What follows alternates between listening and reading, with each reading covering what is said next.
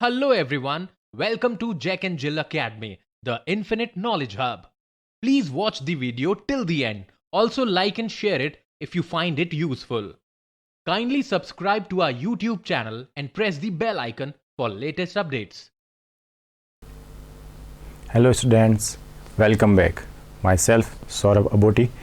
हमारा टॉपिक चल रहा था ग्लोब, लॉन्गिट्यूड एंड लैटिट्यूड।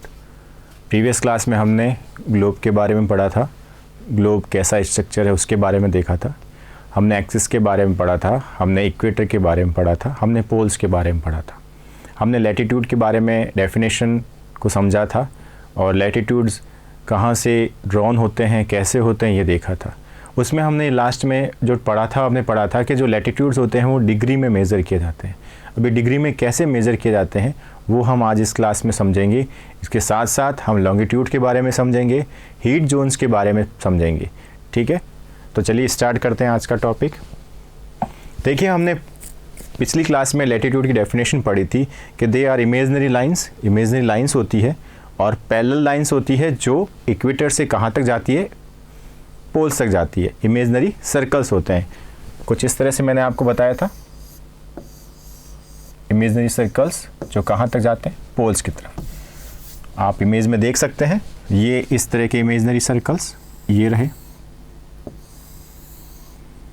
और ये कहाँ तक जा रहे हैं, ये देखिए, ये पोल्स की तरफ जा रहे हैं। नॉर्थ की तरफ जाने वाले, नॉर्थ पोल की तरफ जाने वाले ये नॉर्दर्न हेमिस्फीयर में, ये साउथ की तरफ जाने वाले साउदर्न हेमिस्फीयर में। ठीक है, अब मैंने कहा था इनको डिग्री में मेज़र करते हैं। जैसे आप ये पढ़ रहे हैं 23 degree and half 23 degree and half south and north. अब ये क्यों करते हैं डिग्री में मेज़र, इसके बारे में हम डिस्कस कर लेते हैं। देखिए, इनको समझने के लिए हम डायग्राम से इसको पूरा समझते हैं। सपोज ये हमारी अर्थ है, ठीक है। साइंटिस्ट ने क्या किया कि ये जो इक्वेटर था, हमने इक्वेटर की डेफिनेशन पढ़ रखी है कि इक्वेटर जो है वो अर्थ को 2 इक्वल पार्ट्स में डिवाइड करता है। तो सोचिए अगर ये 0 डिग्री है, ये 0 डिग्री है, ठीक है। यहाँ पर एक पॉइंट मान ले जहाँ से हमको एंगल्स बनाना है, ठीक है। तो देखिए, ऐसे अगर हम एंगल्स बनाएं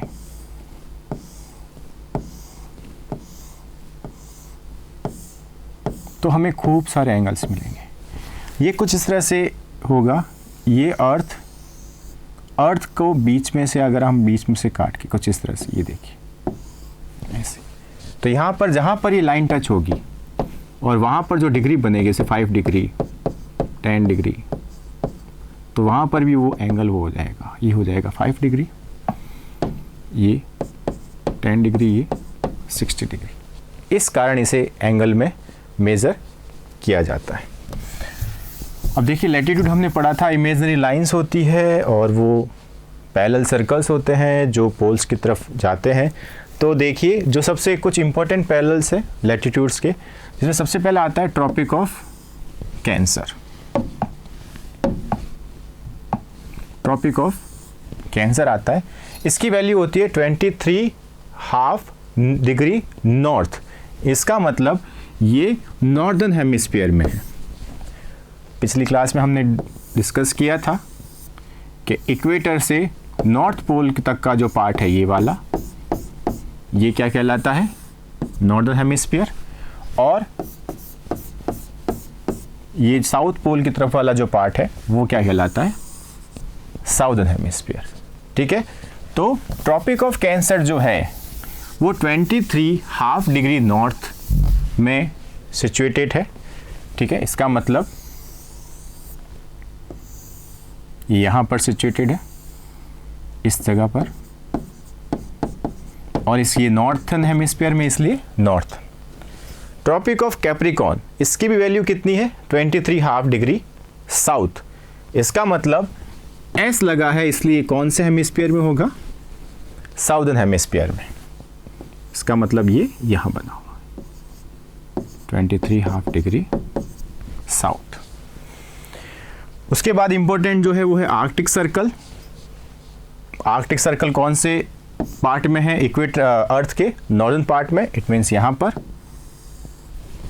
और अंटार्कटिक सर्कल, उसकी वैल्यू कितनी है? 66.5 डिग्री, बट ये कौन से पार्ट में है? अर्थ के साउथ पार्ट में है, मीन्स यहाँ पर। तो ये अंटार्कटिक सर्कल हो गया, ये आर्कटिक सर्कल हो गया। दोनों की वैल्यू सेम है, बट ये अलग अलग इक्वेटर के पार्ट्स में है। एक जो है वो नॉर्थ ऑफ द इक्वेटर है और एक जो है साउथ ऑफ द इक्वेटर है। अब हमने लैटिट्यूड्स के बारे में इतना सब कुछ पढ़ लिया, ठीक है, कि वो पैरेलल लाइंस होती है और उनकी वैल्यू ये होती है और उनको डिग्री में मेज़र करते हैं। पर इनके कारण क्या है इनको बनाने का? कोई तो रीज़न होगा। हम कुछ भी इन्वेंट करते हैं या कुछ भी हम मार करते हैं, कुछ भी डिनोट करते हैं, तो उसका कोई ना कोई रीज़न होता है। तो देखिए, अर्थ को different types of heat zone में बांटने के लिए लैटिट्यूड्स का यूज़ आता है। हम सबको पता है, हमने पिछली क्लास में पढ़ा था, अर्थ अपने एक्सिस पे घूम रही है लगातार, सन के चारों तरफ रोटेट हो रही है, ठीक है। एक डायग्राम से हम समझने की कोशिश करते हैं इसे। देखिए, जैसे ये एक हमने पाथ बना लिया, यहाँ पर हम बीच में सन बना लेते हैं।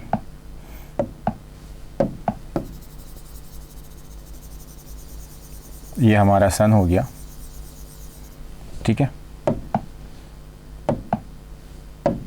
ये हमारी अर्थ हो गई। ये रोटेट कर रही है सन के चारों तरफ, ये रोटेशन कर रही है ऐसे ऐसे गोल गोल। तभी हमारे दिन होते हैं, रात होते हैं, क्योंकि ये अपने एक्सिस पे भी घूमती है। देखिए, एक्सिस हमने पढ़ा था कि इस तरफ ये वेस्ट टू ईस्ट की तरफ रोटेट करती है।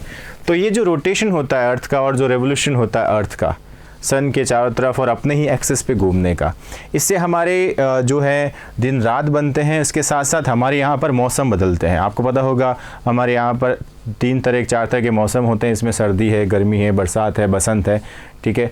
तो विंटर, जिसे हम इंग्लिश में कहते हैं विंटर है, रेनी सीज़न है, ठीक है, समर सीज़न है।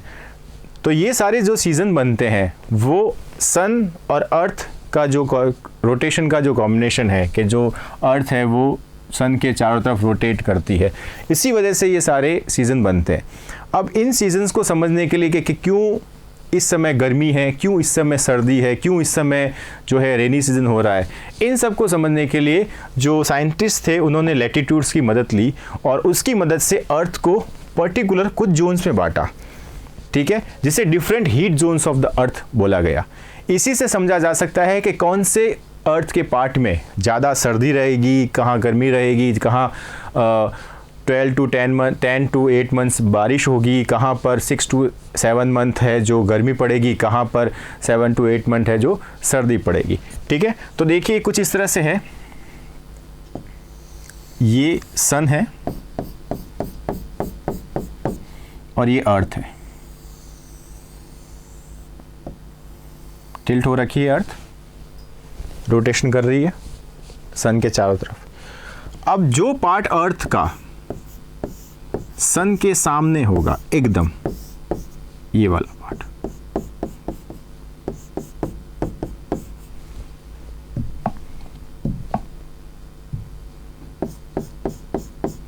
यहां सन की रेस क्या आ रही है, डायरेक्ट आ रही है।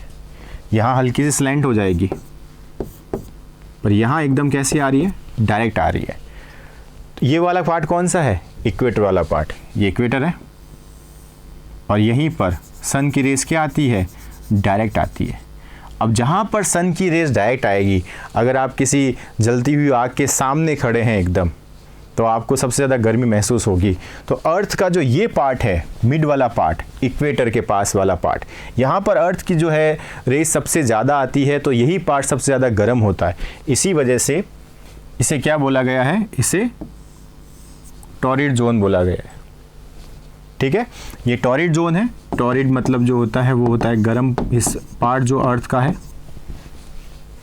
तो हमने अभी जो सन का जो रोटेशन, सन के अराउंड हमने अर्थ का जो रोटेशन पढ़ा था कि हमने देखा था कि सन के अराउंड जो अर्थ रोटेट करती है, उससे हमने देखा था कि जो हमारे सीजन्स होते हैं अलग अलग, जो रेनी सीज़न है, जो विंटर सीज़न है, जो समर सीज़न है, वो अलग अलग तरह के सीज़न क्रिएट होते हैं। ठीक है, तो इन्हीं सीजन्स में अर्थ पे कहाँ पर गर्मी होगी, कहाँ बारिश होगी, कहाँ पर सर्दी होगी, कहाँ पर वसंत का या जो मौसम होगा वो कैसे होगा, तो उसको ही डिफ़ाइन करने के लिए लैटिट्यूड्स हमारे बहुत काम में आते हैं। तो इसीलिए जो साइंटिस्ट थे उन्होंने हमारी अर्थ को अलग अलग हीट जोन में डिवाइड कर लिया था। हीट जोन में डिवाइड करने का मतलब है कि सपोज़ ये देखिए हमारा ये सन है फॉर एग्जांपल, और ये हमारा अर्थ है। अब इस सन से जो रेज आ रही है,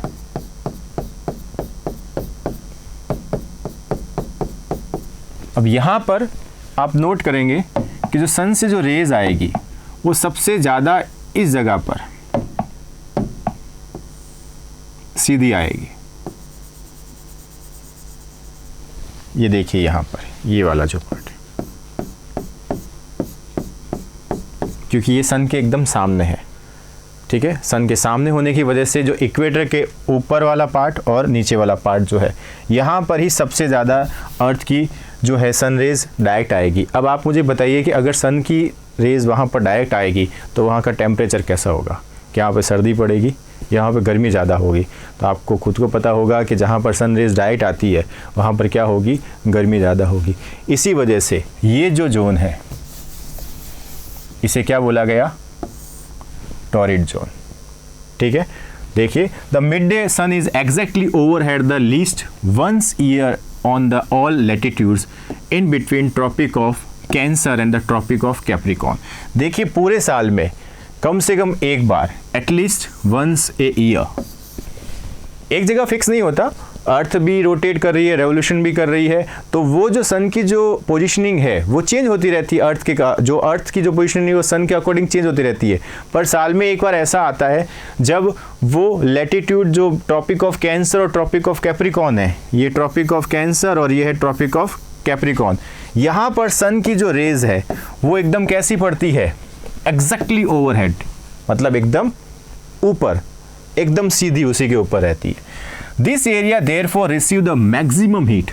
अब जब एकदम सीधी रहेगी सन की जो रेज है तो उसको मैक्सिमम हीट मिलेगी, इसी वजह से इसको क्या कहा जाता है, टॉरिड जोन कहा जाता है। ठीक है, मतलब इस यहाँ पर जो एरिया होगा वहाँ पर गर्मी बहुत ज़्यादा रहेगी। तो अर्थ के इस एरिया में जितने भी नेशन है, आपको पता होगा ट्रॉपिक ऑफ कैंसर भारत को 2 इक्वल पार्ट्स में डिवाइड करता है, इसके बाद अफ्रीका भी यहीं है, सहारा रेगिस्तान भी यहीं कहीं है। तो जो यहाँ पर जो है इस जगह पर जितने भी देश होंगे वहाँ पर ज़्यादातर क्या रहेगा, गर्मी जो है वो ज़्यादा समय तक रहेगी, जब तक जो सूरज है वहाँ उसके सामने रहेगा। अगला जो हमारा जो जोन है वो है temperate zone. Beyond the tropics the midday sun is never overheaded. This happens because the sun rays come at a slant in these areas. Slant मतलब होता है तिरछा। देखिए जैसे ये अर्थ है, ये सन की रेज है, यहाँ पे तो डायरेक्ट पड़ रही है, जो हमने पढ़ा भी टॉरिड जोन ये वाला, यहाँ पड़ रही है तिरछी, ये देखिए ये इस तरह से। एक तो आप लाइट के एकदम सामने आ जाओ, ठीक है, आप लाइट को आप थोड़ा सा तिरछा कर दो तो जो रेस बढ़ने वाली होगी वो थोड़ी सी स्लैंटिंग हो जाएगी। तो जब रेस स्लैंटिंग रहेगी तो अर्थ के जो वहाँ का टेम्परेचर होगा वहाँ पर उस जगह का, वो ना तो इतना ज़्यादा ठंडा हो पाएगा और ना इतना ज़्यादा गर्म हो पाएगा। इसी वजह से इस जोन को कौन सा जोन कहते हैं, टेम्परेट जोन कहते हैं। Beyond the tropics the mid day sun is never overhead, यहाँ कभी भी ओवरहेड नहीं होता। This happens because the sun rays come at a slant this area. This part of the earth has moderate temperature, मतलब यहाँ का जो temperature होता है मॉडरेट होता है, ना ज़्यादा ठंडा ना ज़्यादा गर्म। ठीक है, These zones are called temperate zones. इन्हीं जोन्स को क्या कहते हैं, टेम्परेट जोन्स कहते हैं। तो आपने अभी तक टॉरिड जोन पढ़ लिया, टेम्परेट जोन पढ़ लिया। हमारा जो लास्ट जोन है वो है फ्रिज जोन। फ्रिज जैसे जो वर्ड से आपको पता चल रहा है, फ्रिज में तो ठंड रहती है, ठंडी चीज़ें रखते, ठंडी रखते हैं हम उसमें ठंडा करने के लिए। तो देखिए अब यहाँ पर क्या कंडीशन रहती है, जैसे फॉर एग्जांपल ये सन है, यहाँ तो डायरेक्ट पड़ गई, यहाँ स्लैंट हो गई। अब यहाँ पे तो सन रेज बहुत ही कम जा रही है, और जहाँ पे सन रेज बहुत ही कम जाएगी वहाँ पर पूरे साल या साल के ज़्यादातर महीने क्या रहेगी, आप खुद बताइए, वहाँ पर बहुत कम टेम्परेचर होगा और वहाँ पर बर्फ़ जमी हुई रहेगी। तभी आपको पता है अंटार्कटिक जो सर्कल है, जो साउथ पोल है, जो ये यहाँ पे आर्टिक सर्कल है, जो अंटार्कटिक सर्कल है, यहाँ पर हमेशा क्या जमी रहती है, बर्फ़ जमी रहती है, हमारे नॉर्थ पोल पे और साउथ पोल पे। Areas between the arctic circle and the north pole, arctic circle and the north pole and the south pole, sun does not rise much above horizon. ये हॉरिजन से ज़्यादा sun rise नहीं होता, तो ये जो यहाँ पर सन दिखता ही नहीं है, वैसे जो रेज होती है वो इतनी ज़्यादा पहुँच ही नहीं पाती। साल में बहुत कम टाइम होता है, शायद 1 या 2 महीने ही होते हैं जहाँ पर सन विजिबल हो पाता है यहाँ पर इतना ज़्यादा। Earth receive least amount of heat and remain very cold, this zones are called frigid zones. यहाँ पर बहुत कम रिसीव कर पाता है हीट को, ये वाला जो पार्ट है अर्थ का, इसी वजह से ये कौन सा जोन कहलाता है, फ्रिज जोन कहलाता है। तो हमने अभी अर्थ के 3 जोन डिस्कस किए, वापस से देख लीजिए एक बार। टॉरिड जोन, जहाँ पर अर्थ की एकदम सीधी रेज जाती है, इस वजह से ये ज़्यादा समय तक साल भर गर्म रहता है, ठीक है। फिर हमने पढ़ा टेम्परेट जोन, यहाँ पर अर्थ की जो रेज है वो स्लैंट हो जाती है, तिरछी हो जाती है, इस वजह से यहाँ पर ना ज़्यादा गर्म ना ज़्यादा ठंडा, मीडियम टेम्परेचर रहता है। और एक लास्ट हमने पढ़ा था फ्रिज जोन, इसमें हमने देखा कि बहुत कम रिसीव कर पाती है जो रेज है यहाँ पर, तो हीट अप बहुत कम हो पाता है, इसलिए ज़्यादातर समय ये कैसा रहता है, बहुत ही ज़्यादा ठंडा रहता है, वेरी कोल्ड। अगला जो हमारा टॉपिक है वो है लॉन्गिट्यूड। हमने लैटिट्यूड में तो पढ़ लिया था कि जोन्स में हमने बांट दिया उसको, अब हम पढ़ रहे हैं लॉन्गिट्यूड। देखिए जैसे हमने लैटिट्यूड पढ़ा था कि ये इक्वेटर से ऊपर की तरफ चलने वाली पोल्स की तरफ, ये हमने पढ़ा था उसमें लैटिट्यूड्स में। अब हम पढ़ रहे हैं लॉन्गिट्यूड्स। तो लॉन्गिट्यूड्स को देखिए डायग्राम में आप समझ ले जाएंगे, ये लाइंस यहाँ से नीचे की तरफ आ रही है, तो इनकी डेफिनेशन भी वैसी हो जाएगी। देखिए क्या लिखी हुई है, इमेजनरी लाइंस, लैटिट्यूड भी इमेजनरी लाइंस थी, ये भी इमेजनरी लाइंस है। which run from one pole to another, run from one pole to another। ये नॉर्थ पोल, ये साउथ पोल, नॉर्थ पोल से साउथ पोल, नॉर्थ पोल से साउथ पोल, नॉर्थ पोल से south pole, ये कुछ इस तरह से। These lines are called longitudes, ठीक है। They are also called meridian of longitudes. All the meridians are a equal length. ये जितनी भी लाइन्स है इनकी लेंथ क्या होती है, इक्वल लेंथ होती है। देखिए यहाँ पर नोट करने वाली बात है, ये जो है ये सेमी सर्कल है। हमने लैटिट्यूड के बारे में पढ़ा था कि इक्वेटर से ऊपर की तरफ एक सर्कल जाता है, ठीक है, तो ये पूरा सर्कल बन रहा है। पर यहाँ लॉन्गिट्यूड के बारे में आप देखिए, ये पोल से पोल की तरफ सिर्फ इतना ही पार्ट जा रहा है, ये एक लाइन हो गई, ये दूसरी लाइन हो गई, ये तीसरी लाइन हो गई, ये चौथी लाइन हो गई, ये तो कुछ इस तरह का ही बन रहा है। और इस तरह के पार्ट को हम क्या कहते हैं, सेमी सर्कल। तो अगर आपसे कोई पूछे कि लॉन्गिट्यूड का शेप क्या होगा, तो आप कहोगे सेमी सर्कल, और लैटिट्यूड का शेप क्या होगा, तो आप कहोगे सर्कल शेप की होती है वो, ठीक है। अभी मेरिडियंस क्या होता है उसके बारे में हम जान लेते हैं। जैसा कि हमने लैटिट्यूड में पढ़ा था कि इक्वेटर जो है अर्थ को 2 पार्ट्स में इक्वली डिवाइड करता है, और जो लैटिट्यूड होती है वो इसके ऊपर नॉर्थ पोल की तरफ जाती है। तो लॉन्गिट्यूड में भी ऐसा ही कुछ होता है। लॉन्गिट्यूड में क्या होता है, अर्थ को इस तरह से हमने डिवाइड कर रखा है बीच में से, और ये वाली जो लाइन है ये कहलाती है प्राइम मेरिडियन। अब ये क्यों कहलाती है वो हम अभी आगे डिस्कस करेंगे, पर आप ये बात ध्यान रखिए कि जैसे इक्वेटर अर्थ को 2 इक्वल पार्ट्स में नॉर्दर्न हेमिस्फीयर और साउदर्न हेमिस्फीयर में डिवाइड करता है, उसी तरह से प्राइम मेरिडियन जो है वो भी अर्थ को ईस्ट पार्ट और वेस्ट पार्ट में डिवाइड करता है, और ये भी नॉर्थ पोल से साउथ पोल की तरफ चलती है। प्राइम मेरिडियन एकदम सीधी रेखा लाइन होती है, और वहीं इसके पास में जो लाइन जाती है नॉर्थ से साउथ में, उन्हें हम क्या कहते हैं, लॉन्गिट्यूड कहते हैं। ठीक है। The prime meridian and the 180 meridian divides the earth into 2 equal halves. मैंने आपको पहले ही बताया था, जैसे इक्वेटर की तरह ये भी डिवाइड करती है। हाँ, यहाँ पर इसकी जो वैल्यू होती है वो 180 होती है, हमने इक्वेटर में पढ़ा था उसकी 0 डिग्री होती है। यहाँ आप ध्यान रखना जो मेरिडियन होगी उसकी कितनी होगी, 180 डिग्री। ठीक है। The east hemisphere, that is east hemisphere ये वाला, and the west hemisphere, that is west hemisphere. ठीक है। इसका मतलब लॉन्गिट्यूड भी इमेजिनरी लाइंस होती है, अभी तक हमने ये पढ़ा। ठीक है। ये सेमी सर्कल में होती है, इक्वल लेंथ की लाइंस होती है।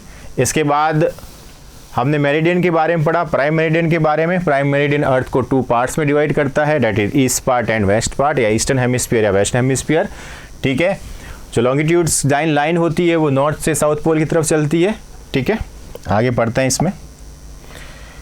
अब दोनों का हमने पढ़ लिया कि जो लॉन्गिट्यूड है उसमें लैटिट्यूड हमने हीट जोन के बारे में पढ़ा था। अब ये दोनों मिल के क्या करती है, तो देखिए, latitudes and longitude help us in finding the exact location of the place of the earth। अब ये देखिए, ये आपको डायग्राम दिख रहा होगा, यहाँ देखिए, यहाँ पॉइंट कर रखा है इस जगह पर। मैं आपको एक बार वापस क्लियर बता देता हूँ इसको बना के।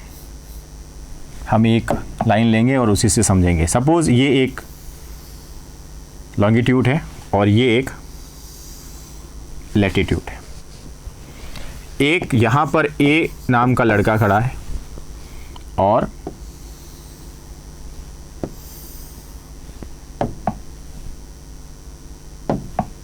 इस जगह पर यहाँ पर बी नाम का एक लड़का खड़ा है। अब अर्थ के दोनों एक दूसरे पार्ट में है, एक नॉर्थन हेमिस्फीयर में, एक साउथर्न हेमिस्फीयर में है, या एक ईस्टर्न हेमिस्फीयर में, एक वेस्टर्न हेमिस्फीयर में। अब दोनों को ये पता करना आपस में कि हम दोनों खड़े कहाँ पर है। तो देखिए वो कैसे करेंगे, अपनी डिस्टेंस को किस हिसाब से नापेंगे, क्या होगा मेजरमेंट उसका। तो देखिए, इन दोनों को अपनी डिस्टेंस को पता करने के लिए सबसे सिंपल ये है कि latitude and longitude, latitude and longitude ये कुछ इस तरह का डिज़ाइन बनाती है, जैसे कि आप ये देख रहे हो। और इस डिज़ाइन को क्या कहते हैं, ग्रिड कहते हैं। Grid is a network of parallel latitudes and meridian of the longitudes. ये एक नेटवर्क होता है, ये कुछ इस तरह का मैश बन जाता है। अब इस मैश पर आप जहां खड़े होंगे तो उस लैटिट्यूड की भी लाइन की कोई वैल्यू होगी और उस लॉन्गिट्यूड की भी कोई वैल्यू होगी। जैसे फॉर एग्जांपल ये देखिए, यहां एक पॉइंट बता रखा है 40 डिग्री नॉर्थ 30 डिग्री वेस्ट। इसका मतलब अगर ये लड़का यहाँ खड़ा है ए, तो वो कहेगा कि भाई नॉर्थ में खड़ा हूँ मैं, 10 डिग्री नॉर्थ पे खड़ा हूँ, 10 डिग्री नॉर्थ जा रही है लैटिट्यूड में, और मैं 40 डिग्री जो है वेस्ट साइड में खड़ा हूँ अर्थ के। तो ये उसकी लोकेशन हो गई। और वैसे कि वैसे ये लड़का क्या बताएगा, ये लड़का बताएगा कि मैं 10 डिग्री साउथ में खड़ा हूँ, क्योंकि यहाँ से 10 डिग्री साउथ लैटिट्यूड जा रही है, और 40 डिग्री ईस्ट में। तो ये यहाँ के उसकी लोकेशन पता चल जाएगी। तो जो लॉन्गिट्यूड और लैटिट्यूड होते हैं, जब वो एक दूसरे को क्रॉस करते हैं, जिस जगह पर क्रॉस करते हैं, तो एक ग्रिड टाइप का पैटर्न बनता है। एक आप कह सकते हो जैसे जो स्पाइडर एक नेट बनाती है, आपने नेट देखा होगा, जाली जिसे हम कहते हैं, वो भी कुछ इस तरह का ही होता है। तो उसी पैटर्न की मदद से हम किसी भी जगह की प्लेस को पता कर सकते हैं अर्थ के अंदर। ठीक है। तो आज हमने अभी तक जो पढ़ा उसमें हमने लैटिट्यूड और लॉन्गिट्यूड के बारे में पढ़ा। इसके बाद में देखिए ग्रिड आपको समझ में आ गया। ग्रिड वापस से बता देता हूँ एक बार आपको कि जो ग्रिड होता है वो नेटवर्क होता है। किसका नेटवर्क होता है, लैटिट्यूड्स और लॉन्गिट्यूड जहाँ पर कट करती है तो एक पैटर्न बनाती है, जिसे मैश पैटर्न भी कह सकते हैं, एक जाली जैसा पैटर्न बनाती है, और उसे ग्रिड भी कह सकते हैं। अब आज हमने जो भी पढ़ा था उसका एक क्विक रिवीजन कर लेते हैं, ठीक है। हमने सबसे पहले ग्लोब के बारे में पढ़ा था, it is a true model, ठीक है, ऑफ द अर्थ। उसके बाद हमने एक्सिस के बारे में पढ़ा था कि एक नीडल फिक्स कर रखी है जो उसको रोटेट करने में मदद करती है। उसके बाद हमने इक्वेटर के बारे में पढ़ लिया था, इक्वेटर जो है जो अर्थ को 2 इक्वल पार्ट्स में डिवाइड करता है, ठीक है। उसके बाद हमने लैटिट्यूड्स के बारे में पढ़ा, और पैरेलल सर्कल्स कहाँ तक जाते हैं, पोल्स तक, ठीक है। इसमें उसके बाद हमने tropic of cancer, tropic of capricorn, arctic circle, antarctic circle के बारे में पढ़ा। इसके बाद हमने लॉन्गिट्यूड के बारे हीट जोन्स के बारे में पढ़ा था, जिसमें हमने टॉरिड जोन जहां मैक्सिमम हीट होती है, देखिए ये एक तरह से शॉर्ट नोट की तरह है आपका, आप रिवीजन के लिए, क्विक रिवीजन के लिए आप देख सकते हैं। फिर टेम्परेट जोन पढ़ा था जहां पर मॉडरेट टेम्परेचर था। फिर हमने फ्रीज जोन पढ़ा था जहां पर बहुत ज़्यादा ठंड थी, वेरी कोल्ड। उसके बाद हमने लॉन्गिट्यूड पढ़ा था, ये भी इमेजनरी लाइन्स होती है पर ये पोल से पोल तक जाती है, और they are also called meridian of longitude. क्या कहते हैं इन्हें, मेरिडियन ऑफ लॉन्गिट्यूड भी कहते हैं। क्या कहते हैं, मेरिडियन ऑफ लॉन्गिट्यूड, ठीक है। अब लॉन्गिट्यूड ऑफ एंड टाइम, ये लॉन्गिट्यूड एंड टाइम का जो बारे में है वो हम आगे एक बार देख लेते हैं इसको। देखिए लॉन्गिट्यूड एंड टाइम के बारे में डिस्कशन कर लेते हैं। जैसे हमने लॉन्गिट्यूड के लैटिट्यूड के बारे में पढ़ा था कि हीट जोन्स के काम आती है, लॉन्गिट्यूड का भी अपना एक इंडिविजुअल यूज़ है। वो क्या यूज़ है वो पढ़ लेते हैं, देख लेते हैं। जैसे ये सर्कल, ये अर्थ है हमारा, ये हमने प्राइम मेरिडियन पढ़ा था, ये यहाँ से लॉन्गिट्यूड जा रहे हैं। अब देखिए जो अर्थ में रोटेशन करेगी वो करेगी, अर्थ रोटेशन करेगी वेस्ट टू ईस्ट, पर जो सन होगा वो हमें कहाँ से दिखेगा, east to west, east to west दिखेगा। ध्यान से समझिए, लॉन्गिट्यूड का इंडिविजुअल यूज समझ रहे हैं हम, ये टाइम को मेज़र करने के काम आती है। यहाँ पर हमने लॉन्गिट्यूड बना ली, हमें ये पता है कि अर्थ जो है वो वेस्ट टू ईस्ट रोटेट करती है, ठीक है। तो सन हमें ईस्ट टू वेस्ट जाते हुए दिखता है, मतलब पहले सन ईस्ट में दिखता है, इस जगह पर सन दिखता है, फिर ऐसे ऐसे ऐसे ऐसे होते हुए वो वेस्ट की तरफ चला जाता है, ठीक है। तो सबसे पहले अर्थ के किस पार्ट में सन आएगा, ईस्टर्न पार्ट में। इसके लिए सबसे पहले सुबह कहाँ पर होगी, ईस्टर्न पार्ट में सुबह होगी। उसके बाद सन किस तरफ चला जाएगा, वेस्टर्न पार्ट में। तो सन की पोजीशन कहाँ है, किस जगह पर है, उस हिसाब से दिन और रात का क्या होगा, मेजरमेंट होगा। इसलिए ईस्ट साइड में जो भी नेशंस है हमारे, ईस्ट साइड में, ईस्टर्न पार्ट में, ईस्टर्न हेमिस्फीयर जो भी नेशंस है वहाँ पर पहले सुबह जल्दी होगी, और फिर वहाँ पर सूरज आगे जाएगा तो यहाँ रात हो जाएगी, तो यहाँ पर क्या हो जाएगी, सुबह हो जाएगी। तो जो लॉन्गिट्यूड होता है वो टाइम मेजरमेंट के लिए काम में आता है। इसमें देखिए भारत का भी एक छोटा सा मैं आपको समझा देता हूँ कि भारत के हिसाब से इसको कैसे मेज़र किया जा सकता है। जैसे ये हम जो है, अब देखिए भारत के इस साइड से सन आएगा तो इस जगह पर सबसे पहले सुबह होगी, और फिर ये ईस्ट से होते हुए किधर जाएगा, वेस्टर्न पार्ट, और यहाँ पर सूरज लास्ट में दिखाई देगा। तो यहाँ पर सुबह जल्दी हो जाएगी और यहाँ पर सुबह लेट होगी। तो ये डिफरेंस जो है कि यहाँ सुबह जल्दी और यहाँ सुबह लेट, इसको डिफरेंस को दूर करने के लिए ही भारत सरकार या भारत की गवर्नमेंट ने क्या किया, इंडिया को एक लाइन से डिवाइड कर दिया जिसे स्टैंडर्ड मेरिडियन कहते हैं। ये एक तरह की लॉन्गिट्यूटी है, ये एक तरह की लॉन्गिट्यूटी है जो हमारे भारत में एक जगह है मिर्ज़ापुर, वहां पर पॉइंट किया, और उस जगह का जो टाइम है वो पूरे भारत के लिए उन्होंने क्या कर दिया, इक्वल कर दिया, और इसी लाइन को क्या नाम दिया गया, इंडियन स्टैंडर्ड टाइम। और इसकी वैल्यू क्या बताई, 82.5 डिग्री ईस्ट बताई, ठीक है। तो आप सबका शुक्रिया। आज हमने ग्लोब, लैटिट्यूड और लॉन्गिट्यूड टॉपिक ख़त्म कर दिया है। हमने इस टॉपिक में एक्सिस के बारे में पढ़ा, इक्वेटर के बारे में पढ़ा, हमने पोल्स के बारे में पढ़ा, लॉन्गिट्यूड के बारे में पढ़ा, लैटिट्यूड के बारे में पढ़ा, लॉन्गिट्यूड का यूज़ किया है, लैटिट्यूड का यूज़ किया है, इन सब को डिस्कस किया।